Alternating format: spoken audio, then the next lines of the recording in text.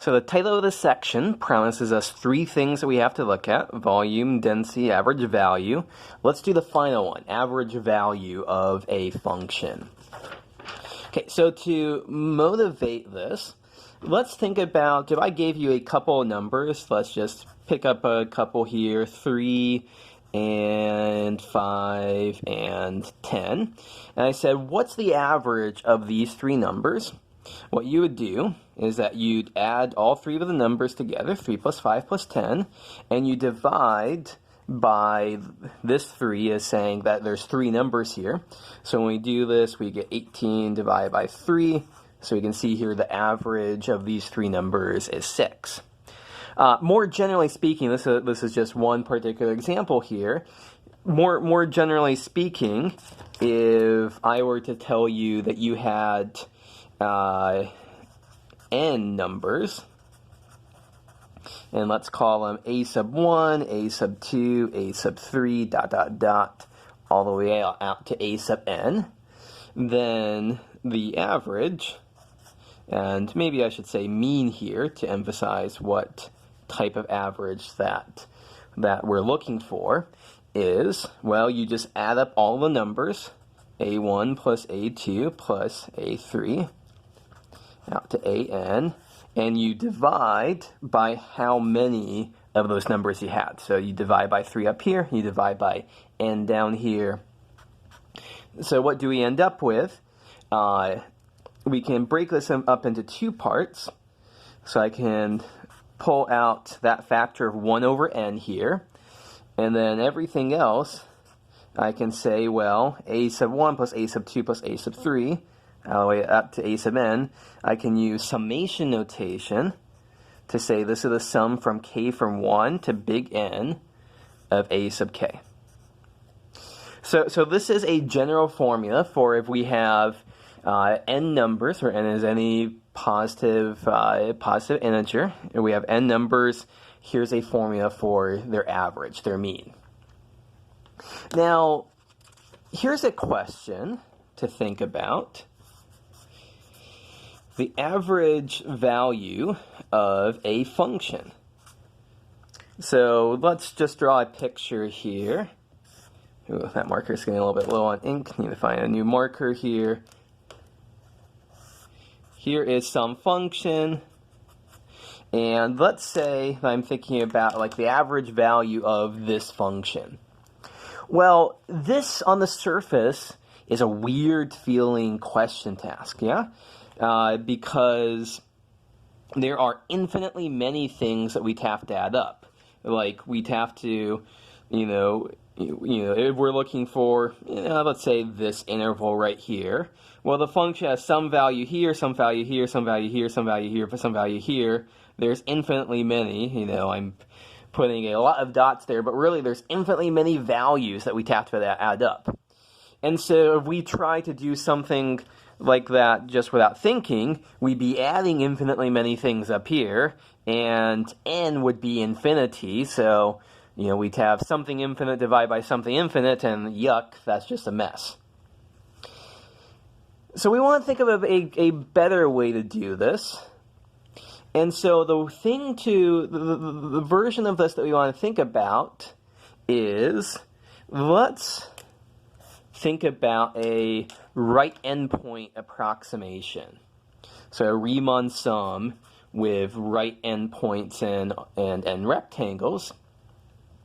So the formula for this, if you recall, is going to be, so you do the length of the interval divided by the total number of subintervals that you want, and you multiply that by, you just do f of x1 plus f of x2 plus f of xn.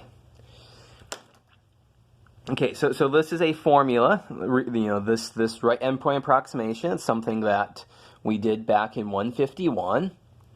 And if we rearrange this, if we divide both sides by b minus a, we end up with r sub n divided by b minus a is equal to f of x1 plus f of x2 plus dot dot dot plus f of xn, all of that divided by n. And so what this is over here, this is the average of n specific values of f of x. So the moral of the story here is that this right endpoint approximation starts to make things feel an awful lot like an average. Well, okay, so far so good, but, you know, go back to once more. What's the title of this section? Setting up integrals. We want to be thinking about an integral at some point. And so let's say we think about what if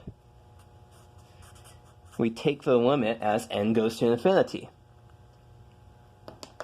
Well, the limit of this over here, so that would be limit as n goes to infinity of f of x1 plus f of x2 plus f of xn, all that over n, is equal to the limit as r sub n over b minus a goes to infinity, just by basically a definition there.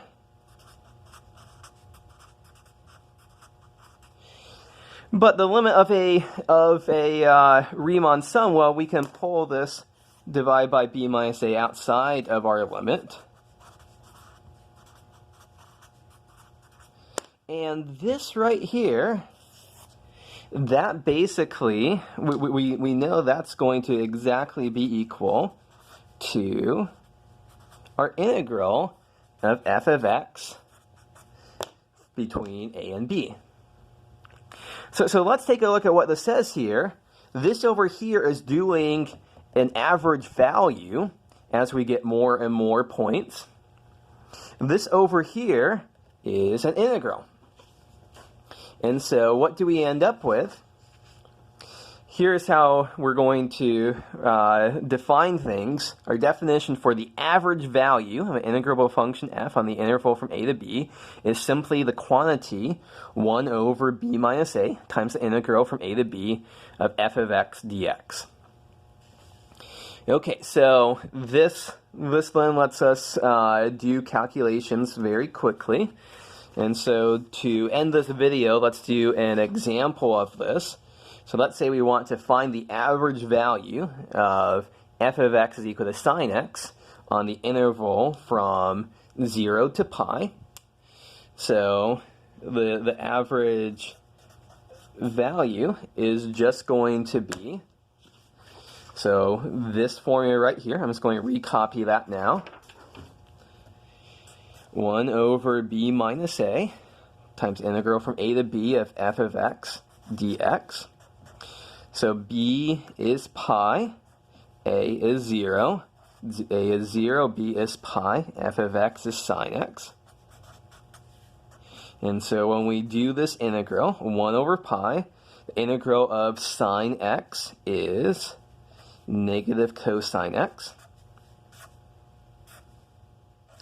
Plug in 0 and pi, and we end up with minus cosine of pi plus cosine of 0. And cosine of pi is minus 1, so it's minus 1 is plus 1. So 1 over pi times 1, cosine 0 is 1. And so our final answer for the average value is 2 over pi.